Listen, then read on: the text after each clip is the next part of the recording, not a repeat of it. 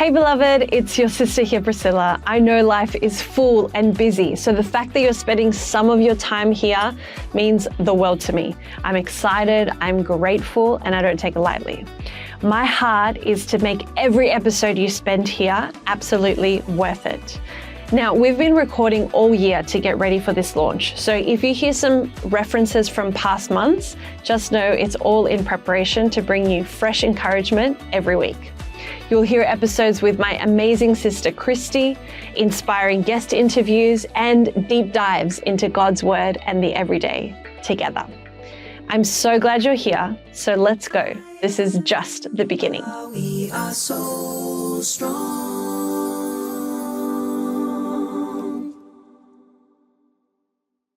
Hello, everybody. Welcome back. Here we go again. How are you? Here we go again. Good. Yeah. Doing really good. Yes. Getting bigger and bigger Growing. by the day, it seems. Beautiful bump. I love your skirt, by the way, too. I like this velvet. It's giving me like 90s. Yeah. That's what I love about it. Yeah. That's why I got it. I feel like we should have swapped in When our we were growth. born. Yeah. When we were born. When we got to 'Cause grow up you in. Absolutely. really love the 90s. I love the 90s. And I've always loved 90s fashion. Can I just put this out there once and for all? Because I feel like people think I'm just like going on with the trend. Yeah. Like when the 90s came back in like a year ago or But 2 I years can ago, vouch whatever. for you. Yes, thank Yeah. you. I have since like teen years, preteen, loved 90s fashion and was always looking for clothes like that. And no one ever sold the kind of jeans or shirts or jumpers. I loved the idea of like high socks with sneakers in high school. And my friends would be like, ew, you're such a loser. Like they thought, because in that time it was like low cut. Like if you saw your socks, you were a loser. Like embarrassing. It was the worst thing in the world. Yeah. And so for me, I loved the hike. I was like, it's so like 90s and preppy and like just so fun and quirky. But my best friends were like, ew, yuck, if you wear that. I'm not sitting with you. Is 90s Clueless? Yeah. It is from the 90s. Yeah. Wow. Yeah. So like the plaid, Yeah. the high socks with heels, the big baggy clothes, like all of that. Oh my gosh. To this day, I'm like, yeah, I've always loved it. So we really hope that's an encouragement to you today. Okay, so I also love that you loved it. I was going to say you love the 90s too. Yeah. Well, I was like, it was different for me. But I love that now, like at the gym, I see high socks and I see no socks as well. So people are doing their own thing now, which is I like that. I like people to just, you decide what you want and it depends on what tights I wear. Sometimes I do low socks. Yeah. I've only got 2 left because I threw out so many when the high socks came in and they're like getting holes in it. And I'm like, I really need to just buy more socks. But yeah, I think people just need to do their own That's thing. what I love about cities like New York and like Europe and stuff. I love it when everyone just wears what they like. What they like, yeah. I don't like going to like the shops or local Westfields and seeing everyone pretty much wearing the same thing. Yeah. And you can almost tell who got what from where, like these days. I love things like everyone dressed to your style, What you like. to your comfort, to your, because I don't believe in like fashion. I believe in style. Like fashion is like trends. Yeah. And who decides these trends, it all by the starts from way? up top, you know, like slow fashion and then trickles into fast fashion. But I believe in style. Like what's your style? What do you like to wear? What do you feel comfortable in? What makes you feel like, oh, this is a cute outfit or this is a quirky fun out. Like you do you. I love that. I didn't plan to share this, but because you brought it up, like, okay, I'm wearing a headband today. Yeah. That I've had for like years and years from when headbands were in. Yeah. And I have all these headbands. Gosh, I'm so excited. I'm like, yeah. I have all these headbands that I flippin' love. And I'm like, no one's wearing headbands these days. It's so out of fashion. And then I was going to put this pink thing on. And I was like, you know what? I'm wearing a headband because I love headbands. Blair Waldorf, just do that. Wear the headbands. And I have a really sparkly pink one. Yeah. And I was like, I'm gonna you know when you like gradually wear the people in as wear to it back in what again. I like. So I'll wear this one today and I wear my like hard out sparkly one soon. Yeah. But because that's what I was just like, okay, I can't just wear my hair the way I want to wear my hair the way I want to wear it. And if I want to put a headband on, then I'm going to do it. And I think this is a part of being so strong. Your style, you do what you want. Wear what you want to wear. As long as it's appropriate. We just have to like just add make that sure it's little, modest like, and make sure no. But yeah, I think and obviously there are some things that, you know, come in trends and I'm like, oh, that's really cute. Yeah. I'm going to buy that, but I'll buy it because I like the style of it, not because everyone's wearing it and it's cool. Yeah. I used to do that when I was really young. Everyone was wearing the same shoes. Everyone was wearing the same jeans. Everyone got the same shirts. Do you remember like Tare Cash and like all those like Supre? They're like basically like the Cotton-Ons of now, but everyone was wearing the same ballet flats. And it was like, oh my gosh, I have to get one so that I can be just like everybody else. And now if I see someone else wear something I have, I'm like, yuck, I'm never wearing it again. That's why I like shopping online because like you'll get stuff that's different. But do you remember the tights era where like it was just black tights and everyone. And a ballet flat, like a black ballet flat. And then something like long over the top. Yeah. I was thinking about that the other day that I needed to always have like 3 or 4 pairs of tights because I wore them every day. And now I don't think I own one pair. I wore tights last year, because I was pregnant and it was super comfortable to wear like with a big jumper or a big shirt over the top. But I don't have any tights now. Yeah. I do that with exercise tights now.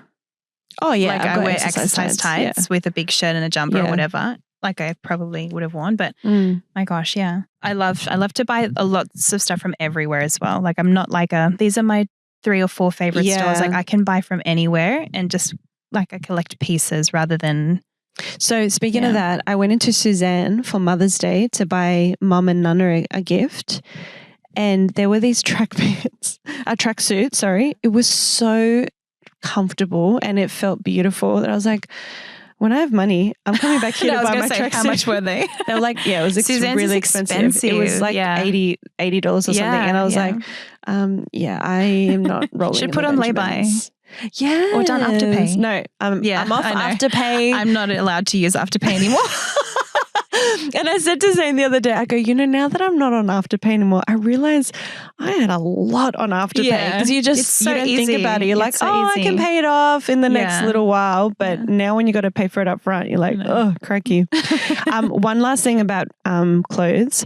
I never used to wear oversized stuff. Like I was like, no way. And I think that was a lot. You used to call me a grandma because I've always loved to wear oversized stuff. And you'd always be like, you and your Nana clothes, like my oversized cardigans or jumpers or whatever. Yeah. Sure, people wear them now, but I used to love that look even back then. Yeah. I'd buy But you looked good in it because this is what I was going to say. I feel like you've got the body type that goes with oversized. And I always felt like, I'm not skinny enough to wear oversized because when I wear oversized, I just look bigger. I completely disagree. And I've always said that. I know. But then like I had to, I don't know what started me. Shami bought me a shirt in America and it was oversized. Oh my gosh, I remember that. Yes. And I was like, what? Yeah.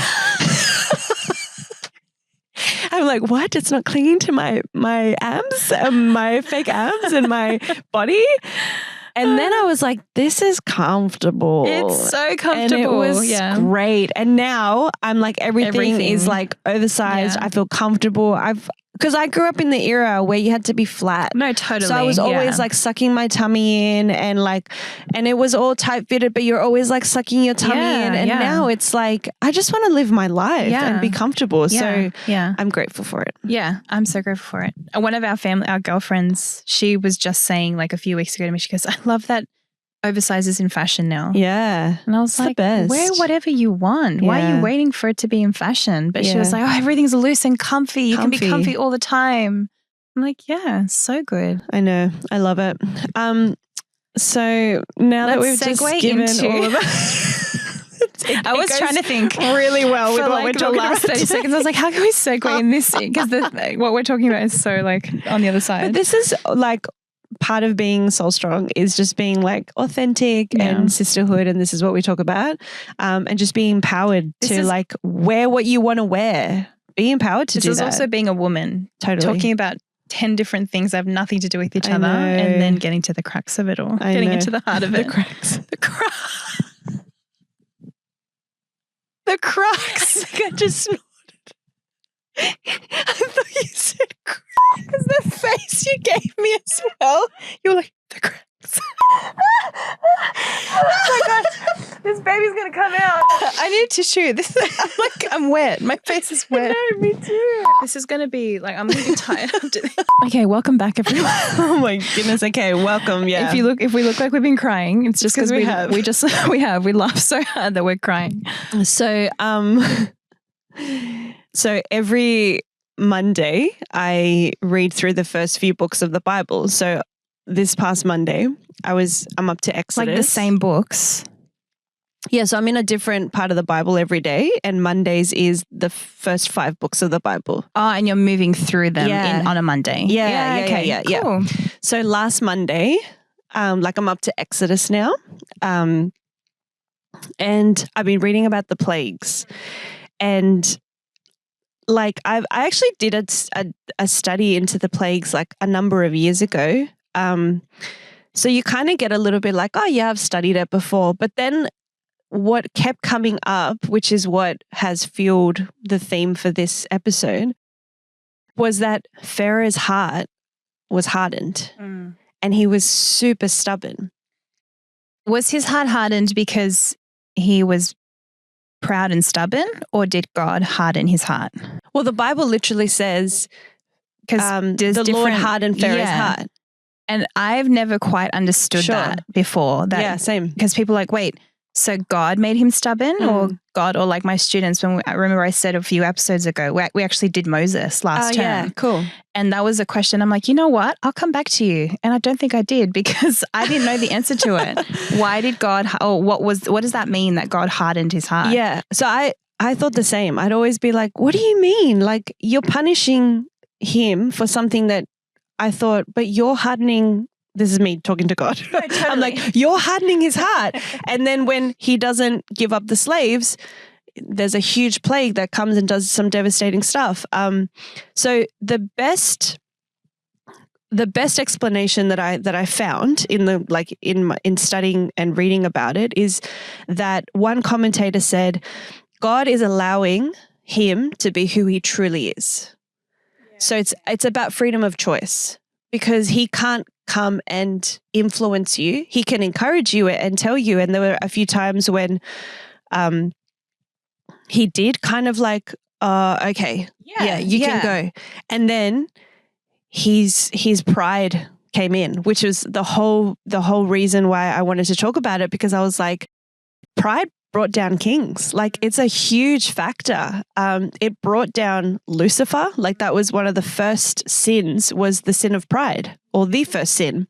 So in Exodus 10, there's the plague of locusts, which is like, okay, gross, but they can eat their own weight. A tiny little locust, I don't even know what size they are. I'm going like this, like that big. Yeah. They can eat their own weight, right? Wow. And when there's and they travel in the millions. So when they come in, they destroy everything. Yeah.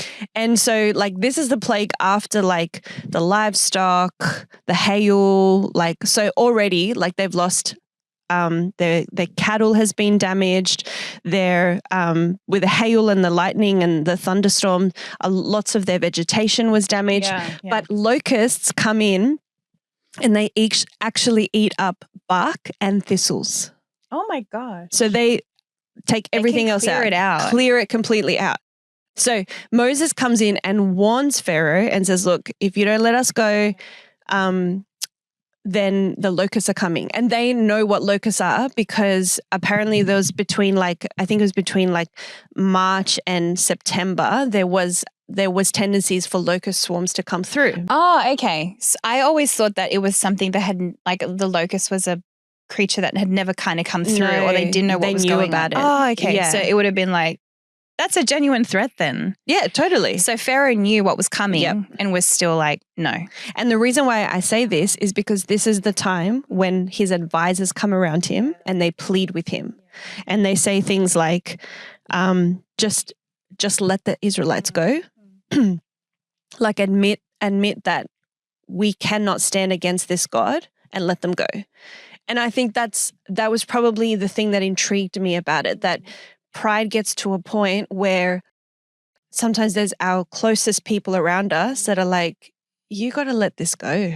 Like, and that's when I think they're huge warning signs and important signs to say, like, we've seen what happens. We've had locusts come before and we see the devastation that they bring, which it is. It's completely devastating. They destroy everything. And there's more about locusts in the book of Joel, because it's like it's seen as something that God brings in to enforce some judgment. But I also, you just said that, like, just admit that their God can do this and that God is that their God is capable and right. I think in the beginning, Pharaoh was trying to uphold a country, a kingdom, and he was thinking about the economy and what that would mean to lose the slaves. And also, this is an offense to our gods, and I will not denounce our gods. I would not say that other God could be better than them or could be more real or more powerful. But at this point, even the advisors are but even at this point, the advisors are not worrying about the gods being offended or their gods having to remain on top. They're just saying, let them go. That's right, because when the Nile was turned into blood, the magicians turned water into blood. And then when the frogs came, I think it was the magicians that made some frogs. There was a few plagues where Pharaoh would look, can we do this? And when they could do it, they'd be like, okay, well, whatever. Yeah. But this is where it gets to the point where they're just like, we can't do this. We can't bring on, or we can't stand against this plague of locusts. And that's why it was terrifying for them, because they'd seen what locusts have done before. And to eat up bark and thistle, that's like on another level. It's like furniture. It's like wood. That's right. Everything. It would eat everything up. Yeah. And I think, like, because I was talking about this with Zane, and he was like, well, you got to remember that the Pharaoh was seen as a god himself. So he's really, like, when we're talking about his heart being hardened, it's inbuilt in his DNA that he's a god. He's the morning and evening star. That's right. Yeah. And so like in Prince of Egypt, when he goes, I am the morning. And he goes, I can say whatever when he's trying to convince Moses to stay, he's saying like, I can be what I say you are. You can be what I say you are. Because that's how much power they had, or they thought they had. Totally. So he's going against that. He's going against the fact that he has to now surrender.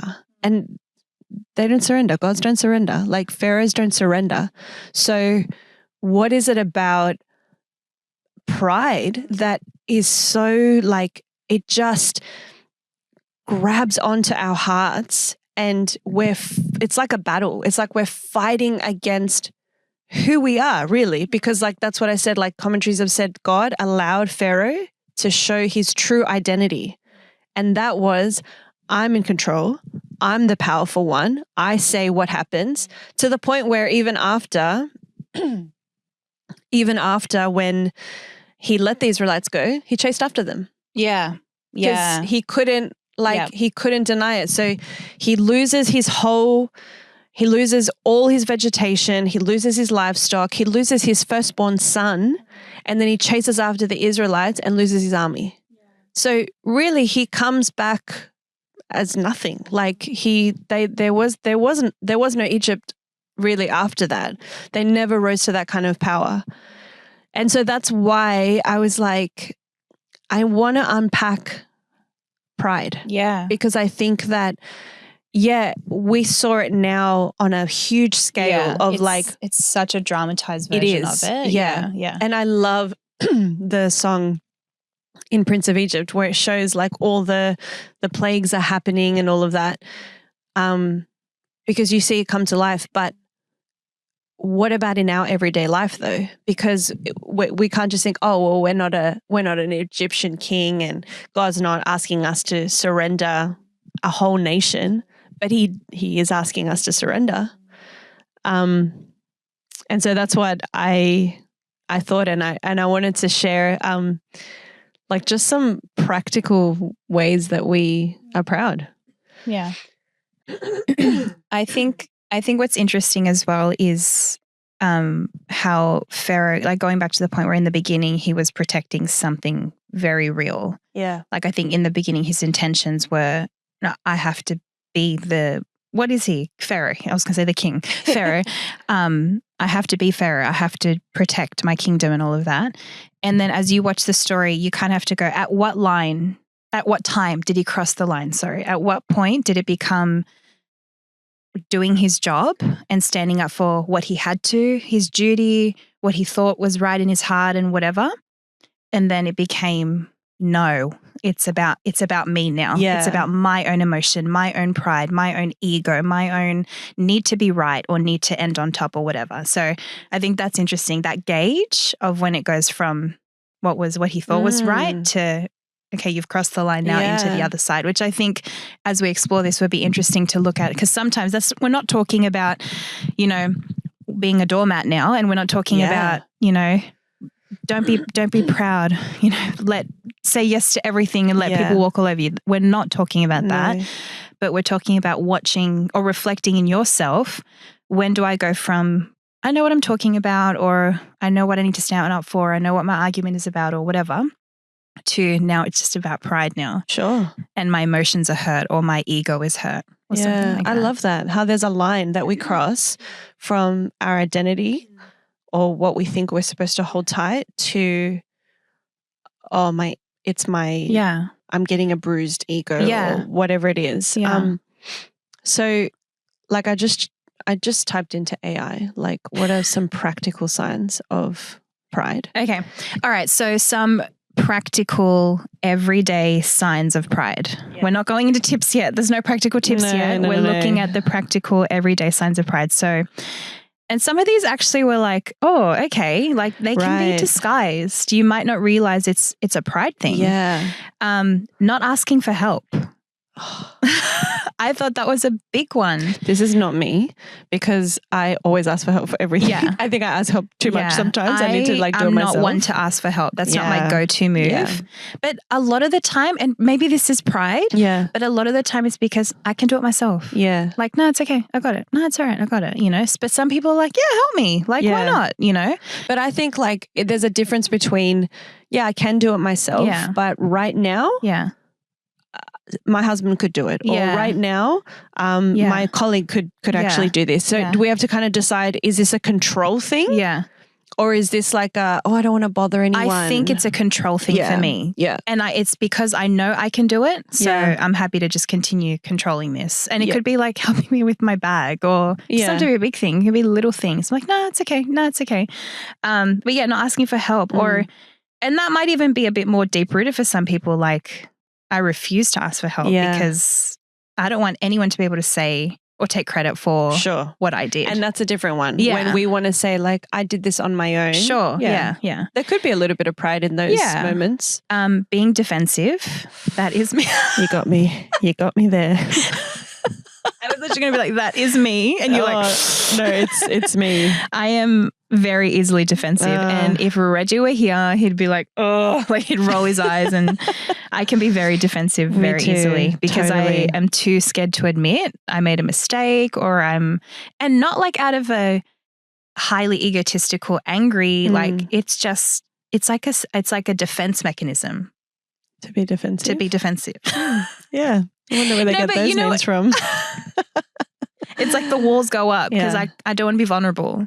Yeah. So it's like, I don't want to admit it because I'm vulnerable. I think though, I get defensive because I'm trying to explain to the other person where I'm coming from. Yeah. Like sometimes for me, and that could be pride. Yeah. Because for me, I'm more concerned that you understand me.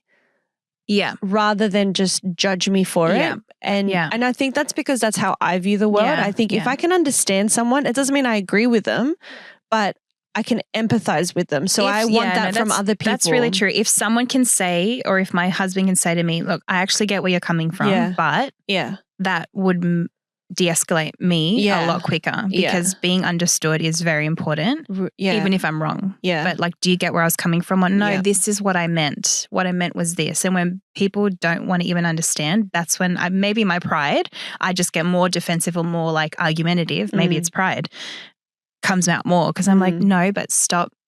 Just listen to what I'm saying. And when they don't, I'm like, that's it. And I'm just shut down. And I'm like, I'm done. And sometimes I find myself like coming back and I'm like, I just want to make sure that like it's clear. And sometimes I can hear the voice in my head saying, move on. Like if they don't get it, that's not on me. I don't have to carry that. But my pride wants them to get it because I want them to understand. Okay, keep going. Refusing feedback, which for me, I'm like in the line of work that I do, you have to be open to feedback. You have to be open to other teachers, co-teachers commenting on a lesson you made or a program or students. Like you have to be open to feedback. So that's something that I think I've become like pretty in the workplace. I've become accustomed to it, but that can be really hard for some people because it's also like someone's telling you you're wrong or someone's telling you what you did wasn't good enough or someone's telling you there's a better way and that's hard to swallow sometimes. Wow. All right. So the next one is needing the last word, even in small arguments or discussions. I think I've been this is like with confessions. We don't have to. Oh my gosh. Okay. Just listing them. I don't know. I just want to relate to it. No, go. I feel like I've been like this with like with Jake, our brother. Like I have to get the last word or whatever. But for many, many years when it comes to an argument, like if I'm, having a disagreement with Reggie or whatever, sometimes when I'm like, I'm angry, I'm just like, I'm done. I'm not going to talk anymore. And you can keep talking, but I'm done. And that's like me shutting down. I don't have to have the last word. What about you? I used to. No, I used to. That was something that I think God had to really like break in me because I used to like I had to have that like little comeback line, like the last final arrow. But no, it's something that like I guess I'm mainly talking about with my husband and I don't because I don't argue with people. Yeah, like, I'm like my husband is the only person that I would actually get into a heated argument about something. I don't argue with you or mum and dad or my friends or like it's just I do think though that in my like getting older, I do find that I will have conversations with people like whether we're talking about like I mean I don't really engage with the political talk, but people will talk about it. So I'm like, all right. I do find that sometimes you're like, oh, okay, this isn't about understanding. It's just people just want to share their opinion. And that's okay. Like, that's like a healthy debate. Yeah. Yeah. Okay, so needing the last word was another one. Mm-hmm. Difficulty celebrating others. Yeah, that kind of surprised me, that one. Yeah, that's kind of sad and scary. Or feeling threatened when other people are like really happy. Yeah, and so that's natural. Sometimes you might feel jealous. Maybe someone else is in a season you wished you were or a season that you thought you'd already be in and so that's hard. That's, maybe that's coming from a different place. Maybe that's not pride. And then over controlling, needing things done my way. Instead of entrusting others' ideas or abilities. I feel like anytime I've ever, what do you call it when I decorate an event, when you tell me to design or whatever, I'm like dictator. Yeah, you do it my way. And everyone's always like, when they work with me, like they're like really, it's people that know me. And people think that I'm the hard out sister until they've been with you in that scenario. And they're like, I'm scared of your sister. And I'm like, yeah, but just do what she says. like it'll be fine. Like if you just do it exactly how I say, I'll be happy. I love it when Monica says, and if I yell at you, it's because you're doing it wrong. It's only because you're doing it wrong. I don't know. I resonate with that so much. So do I. Anytime. Yeah. And I love it when like Tash, one of my best friends, she's worked with me a lot, like in events like this. And she just is like, Chris. I've seen her. She knows how to like tiptoe into my, and I can be so honest with her. Like I can give her the blunt. I don't even have to say no. I just give her a face. She's like, "Yep, okay, we won't do that." And then she'll just go. She just goes away. She's a good friend. She is. She's a very good friend. She's very patient. Okay, so have you, like, obviously we talked a lot about how we notice when pride is creeping in. Yeah. I think that those like practical expressions were probably a bit more confronting than I realized, because we can think, oh, well, I'm not proud. But then it's like, yeah, but I need to defend myself all the time. And that's okay, wow, maybe I am. Yeah. So there's a couple of scriptures that I wanted to share. One is probably the most common scripture where pride comes before the fall. Like we all know that, where it says pride comes before destruction in Proverbs 16:18, and an arrogant spirit before a fall. And sometimes I think we need to just step back when there's an arrogant spirit there. Like if it's ourselves, for sure, we need to check ourselves. But if we're coming into contact with someone else, I don't know, sometimes we just need to just be like, okay, like this is what you want to choose. James 4:6 says, God opposes the proud, but gives grace to the humble. And I think that's a learnt behavior. Yeah.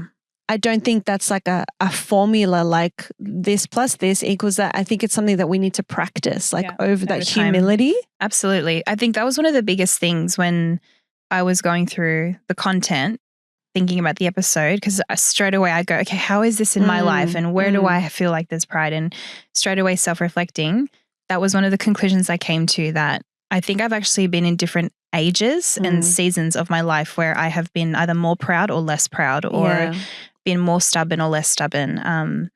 And definitely it's something that you grow over time. I don't actually think, unless you're naturally wired that way, you know, the people we're talking about that can wait in a grocery line and like just be happy and chill and what's the rush? But like those people are the people that are not really proud about anything. Because what's the point? You know, water off a duck's back. Like it's all, you know. Cat off a scratched back. That's what our friend said once. It's all chill. It's okay. Yeah. No, you go first. Oh, okay, well, that's your argument. Well, this is how I feel, you know. Yeah. And that's great. I can, in my tendencies and my nature, I can be more fiery because that's, I think, DNA, genetics, my upbringing, the culture, everything. There's a lot that contributes to it. So I think different people will have different levels. But at some point you got to realize it's a journey that I got to start walking. If it is something that I struggle with, or if it is something that is a hindrance either in my marriage or in my workplace or with my parenting, with my children, like there are lots of areas where it might just be one area that's the place where we fall short. Totally. And I think this next verse kind of gives words to that, which says, when pride comes, then comes disgrace, but with the humble is wisdom. And I think that's what we learn. That's the practice, is that we're gaining wisdom. And so sometimes when I look at like the generation above us and they're just like so calm, cool and collected over things. And I'm like, are you freaking out over the price of housing or like, you know, just whatever. And they're like, they've been around long enough to have that wisdom to be like, and it's been a practice for them for so long that they're like, yeah, but we're trusting in God. And I think with pride comes that sense of, like, again, using the word surrender, of like, okay, I'm so desperate that I want this to happen my way, and not just my way, but in my timing as well, that we can be foolish about things. Yeah. And essentially, like in Matthew, it talks about the foolish build their house on sand. Yeah. Whereas like the wise build their house on the rock, and that rock is Jesus. So so this whole pride thing, there's actually layers to it as well. Like it isn't just about, oh, I'm not going to be proud today. It's like, no, actually what we need is wisdom. Like that's actually what we need. We need grace. We need humility. We're not just trying to avoid something. I've often thought, I don't want to just always be known for the things that we're against. But I want to be known for the things that we're for. And we are for grace. We are for humility and for wisdom. Yeah. Totally. I think as well, one of the biggest things with wisdom is, and I feel like the older generations do this so well, is like knowing when to speak, when not to speak, knowing when it's worth it, when it's not worth it, knowing what to say, when not to say, all of that. Yeah. And I think pride can often make us jump into decisions or an argument or a comeback or whatever it is. Yeah. And it's based off emotion, and it's based off a heightened sense of reality rather than just like what is actually happening, or even thinking in longevity or long term. Sometimes thinking about tomorrow or tonight, you know. And I think even as a parent, sometimes I'm like, oh, like I got too caught up in that moment because it was affecting me rather than rather than being the parent to them, you know. Yeah.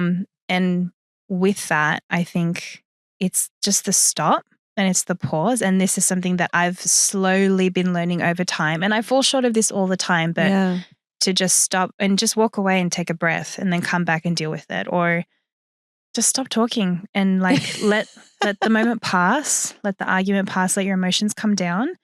And if it's worth it, then go back to it later.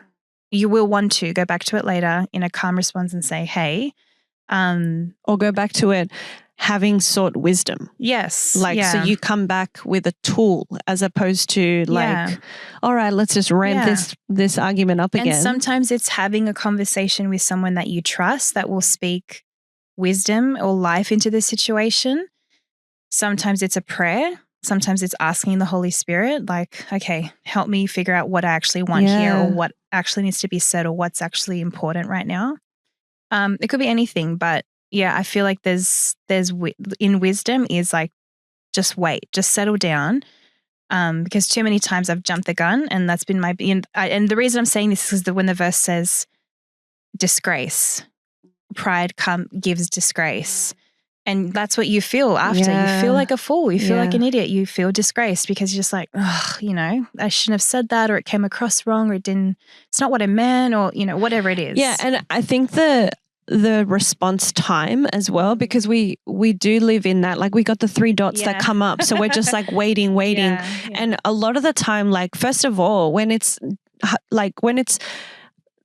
tricky conversations or weighty conversations, don't do it over text. Like that's one thing I would say. Like pick up the phone and call, even though I know that scares a lot of people to actually talk on the phone. But like, especially don't do it younger over text. generations, I find. I don't want to be ageist, but I do find like even sometimes people as much as 3 or 4 years younger than me, they're doing everything through a text message. And I'm like, call that person or face to face or For sure. And sometimes like I was even listening to this podcast about just like time saving things. And one of them was don't send so many emails.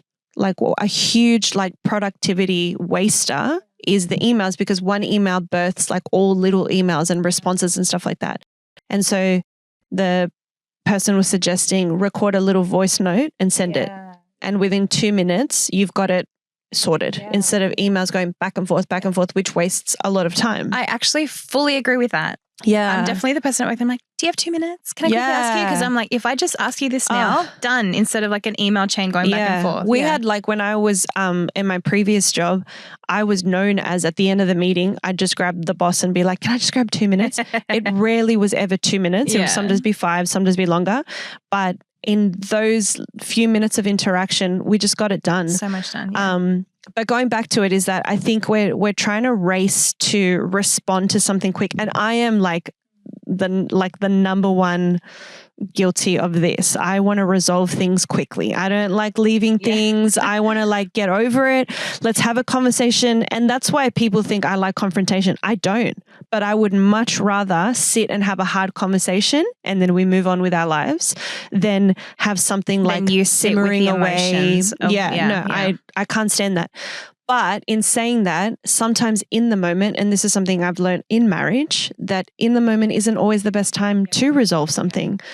You sometimes you do need time away. You do need to think about it. You do need to, as my therapist said, go back to baseline. Like get yourself back to baseline, not in this aggravated state, but bring yourself to a point where you're, like you said before, calm. And I would say all the time seek the Holy Spirit. All the time. Like there's something beautiful about nature, like getting out in nature. I mean, it's been raining like crazy, but there's something beautiful about the rain. No, I hate it. Gumboots and an umbrella. That's how I've gone for walks sometimes. There's something beautiful about the rain when it comes every now and then. But I know it's been raining a lot. I am like slowly dying on the inside. I know. But yeah, I get what you're saying. Like, in the moment, you need to like touch something else and feel, because like there's a real battle going on with pride. And I wanted to share, there was like a time when, because I was thinking like, when have I been proud in a particular instance? Like I'm not saying that I'm never proud. I think I'm always proud, but there was one time that I remember that we were leading worship, and I think you were part of the team, and we were going through the song list, and there was a new song at the time that had come out that, you know, we'd sung a few times, and I particularly loved that song, and I was like, let's do this one. And then a teammate, a good friend of ours, he was like, we should do this song. And I was like, yeah, that's fine. We'll do it first. And then we'll do the one that I loved. And he was like, it's going to be really good because there were a lot of people that were going to come back, that were coming back to church because of the event that we were holding. And so we did that song that he suggested, and it just like the spirit just shifted. Like you could, everyone was singing, and people who hadn't come to church for a while, they connected with the song because it was an old song, they knew it. And then we did the new song that I wanted to do, and it just hit differently. It wasn't necessarily a failure, but it was just different. And as a worship leader, you want to bring people to a place. You don't want to like do a huge big number where everyone's connected and then do a song that they're more kind of disconnected. And no one probably noticed. I actually think no one noticed except me, but it was such a lesson for me to check my pride, that I was so intent on doing what I wanted to do that I didn't read the room. I didn't listen to counsel around me and didn't think, okay, what do the people want? As opposed to, I love this song, let's do this song, which is like, it can seem such a superficial example, but for me, it really taught me a lesson of like, wow, I really chose my own interests as opposed to what was better for the greater good. Yeah. I think that's something that I've learned over time. And again, I don't do it all the time, but I have to really ask myself and ask God, what do I want here? Because there are some times when I'm like fuming after an argument or whatever. And, you know, it's all in your head. Like that internal dialogue is just like shooting off, you know, and you have all these, I don't know, sometimes do you find you argue better in your head than you do in the moment? Oh, totally. Sometimes like, that's what I should have said and that's what I should have said. Yeah, I have sometimes I have to argue it out. I have the whole argument just to in get my it head. out of my system. Yeah, like me and the person, I'm imagining what they're going to say and imagine not so that I can feel good about a comeback, but it's just, I go through the whole argument and everything. And a lot of the time I just go, okay, what's my agenda here? What is my intention here? Because more often than not, I will have a genuine reason, or I will have a genuine thing that I feel hurt about or I need to express, but everything that's coming around it is actually skewing and deflating the whole argument. Yeah. And I think that's something that pride, when it says wisdom comes with pride, is that you can still have a discussion, or you can still get your point across, or you can still be right. Yeah. But if it's done with what is the agenda here, then you'll actually probably win the argument, or you'll probably actually get through to that person, or you'll probably actually move forward or grow because the approach was totally different to, you know, the baseline was probably you were right, but because it was clouded by everything else, it all went. And I find, I don't know, sometimes I feel like arguments, they go nowhere. Yeah. And you go, oh, what are we doing here? What was the point of that? You know, like we got nothing from it, because I think maybe both parties, or at least one party, was just too stubborn or too proud to actually give in or whatever. And it just literally was pointless in the end. Wow. And that's the scary thing, is that pride literally is the roadblock. Yeah. It doesn't mean that what you think or what you want is wrong. Yeah. It's just the way we're going about it. Yeah. And that's what I think Pharaoh was right to want to keep his dynasty. Like he wanted to keep his empire. Yeah. It was his job. That's right. Yeah.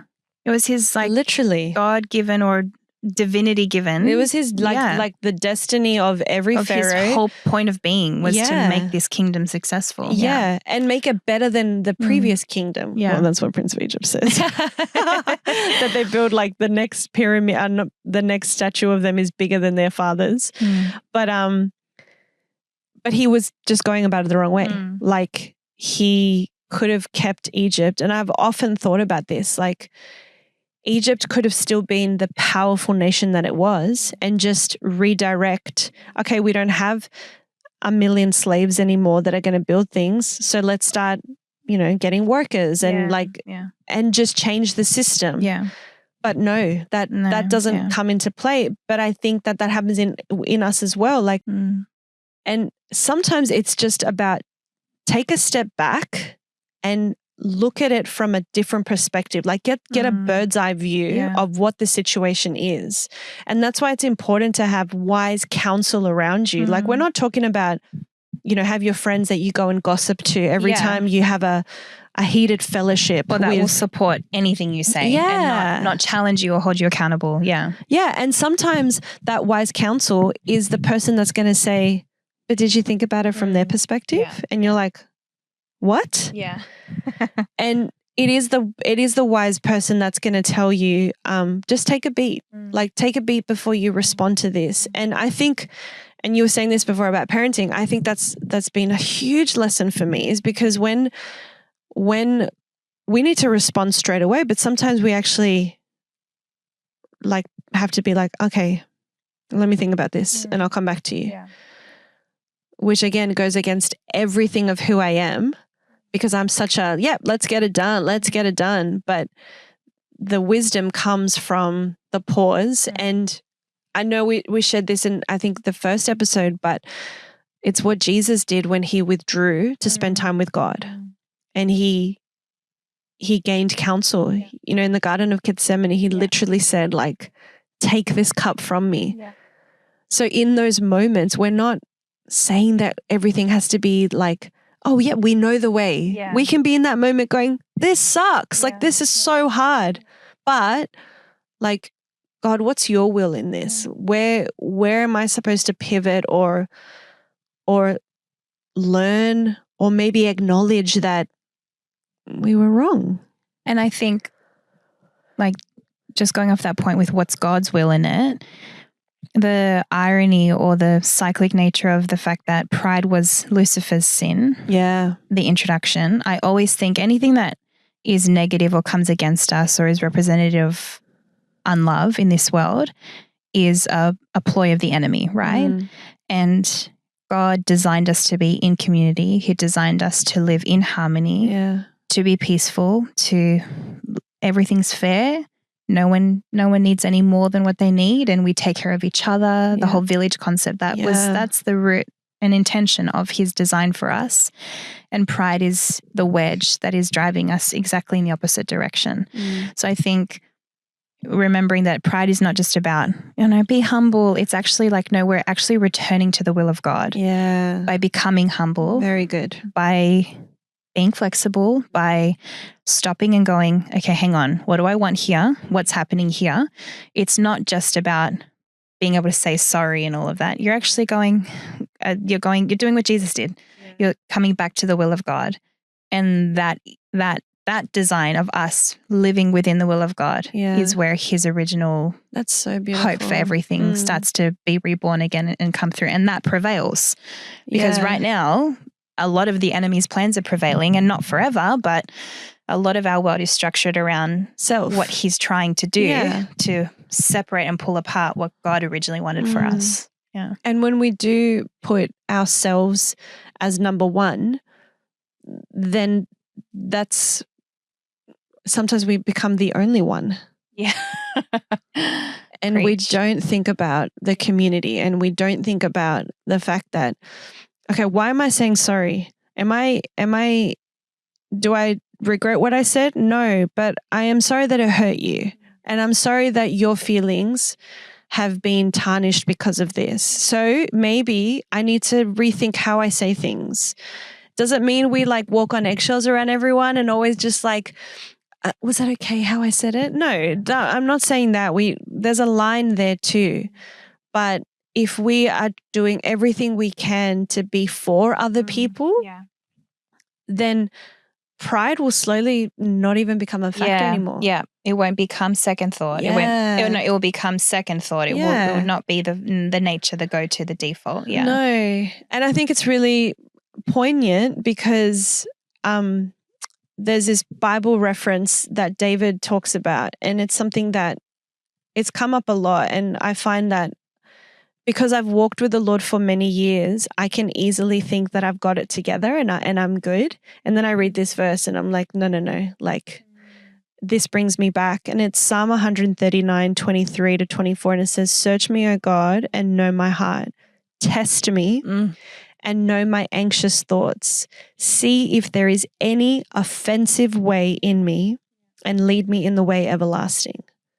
What a loaded verse. Ooh. That is scary. Test me, God. And he will. And he will. Oh my Lord in heaven, he will. Yeah. But if we can be the kind of sisters that say, okay, God, like, examine me, like, look at my heart. And if there's stuff that needs to be taken out, then take it out. And it really hurts when he does. Like, honestly, like, there's times when I'm like, why did I pray that prayer? Because it's like so hard. Yeah. But it's allowed me to like it says, lead me in the way everlasting. It's allowed me to walk into something much better. Yeah. And then we learn that lesson and we grow and then we get ready for the next one. Yeah. So it's not like we like arrive. Oh yeah. Never arrive. Yeah. But I love the idea that we can be people who say to God, okay, like, look at me and you're our master, you're our king. You see what needs to be uprooted. Because I can guarantee that there are things that we've been blind to. Yeah. That are a total blind spot for us that we don't even realize. And this is why I think it's important to have wise counsel around us, because they're the reflectors. They're the ones that would be like, hey, you could have said that a bit better. Or like, just watch how you talk to this person. Or like, are you tired?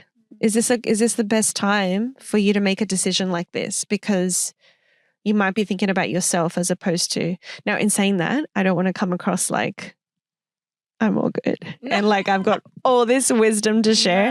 No. This is just coming from like really experience of there's a better way to do this. Yeah. Totally. I think as well, this is the English teacher in me. The fact that Pharaoh is we've got the protagonist Moses and then the antagonist Pharaoh, and the opposite of Pharaoh is Moses, who has, I think, one of the closest relationships with God that we see throughout the whole Bible. Yeah. Aside from like Enoch and Jesus and one of the Elijah guys that went to heaven. I never remember which one is which. Elijah. He had those one-on-one conversations where God himself was revealing, was chatting to Moses, and not like he was showing himself to Moses, you know, and in many really cool ways. But I think we have to realize that all of this comes from also a relationship with Jesus as well, and one that is kept. 100%. The upkeep is so important. And I know in my life when I'm not in check with the time I'm spending with God, or the balancing of bringing God into the everyday, not so much, you know, the Bible study or whatever, but the presence of God in your home and the presence of God in what you listen to and what you like, how often you're spending that time with your kids in the presence of God or church, all of those things. I feel like if we're not upkeeping that, then that whole return to self and the bubble and all of that, I'm guilty of it, where we go less into thinking kingdom minded and we lose sight of that, and pride and all other things as well. All other things as well come back in.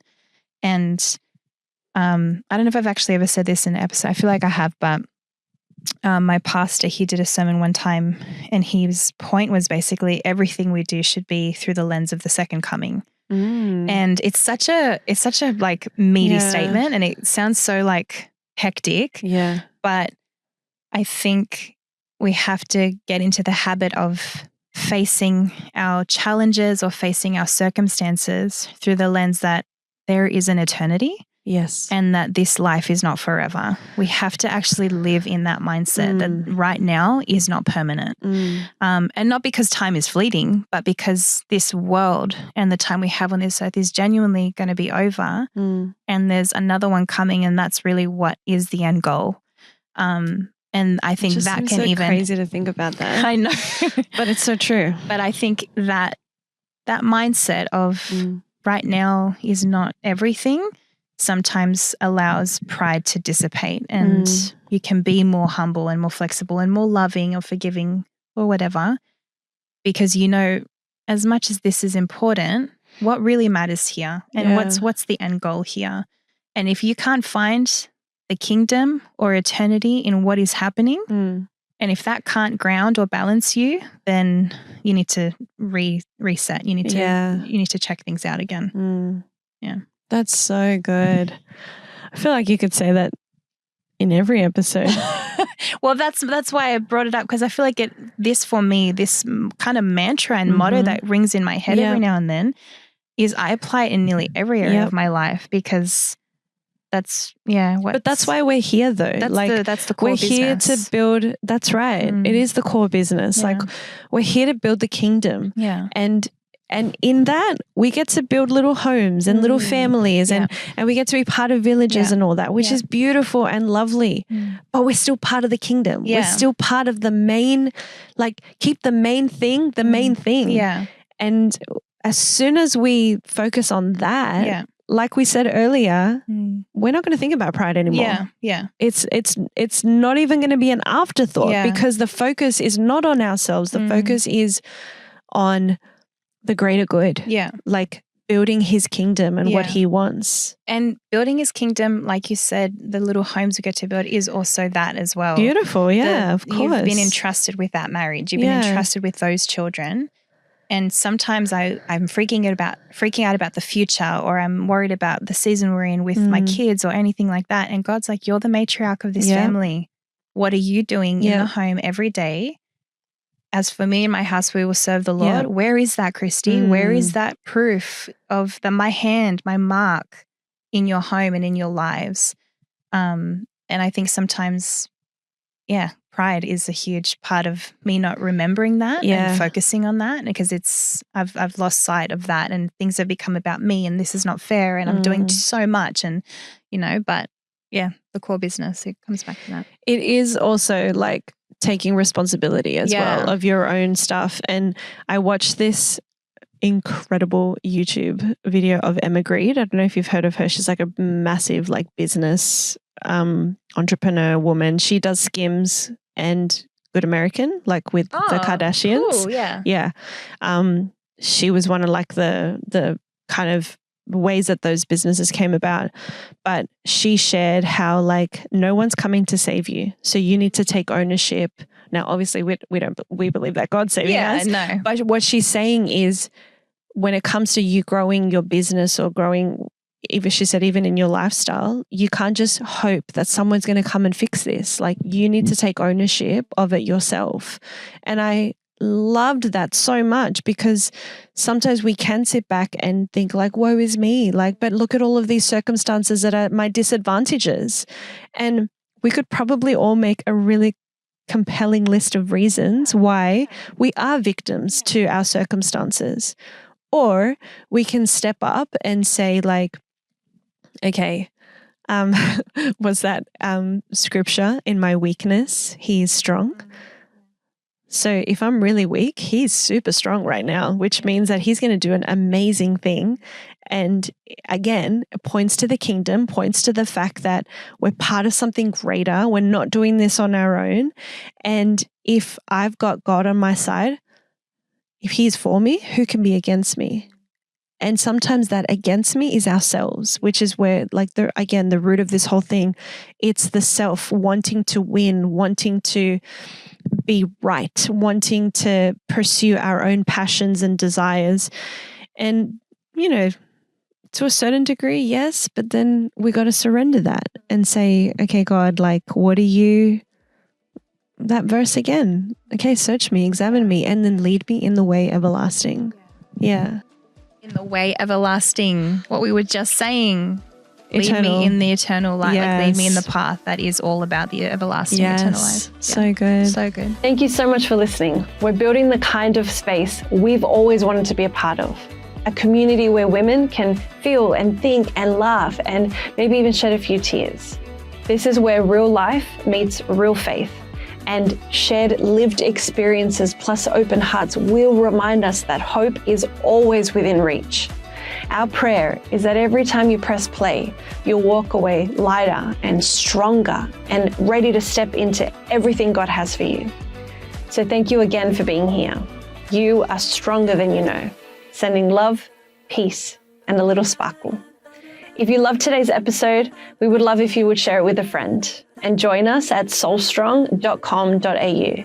Remember, we are better together. I am, you are, we are so strong.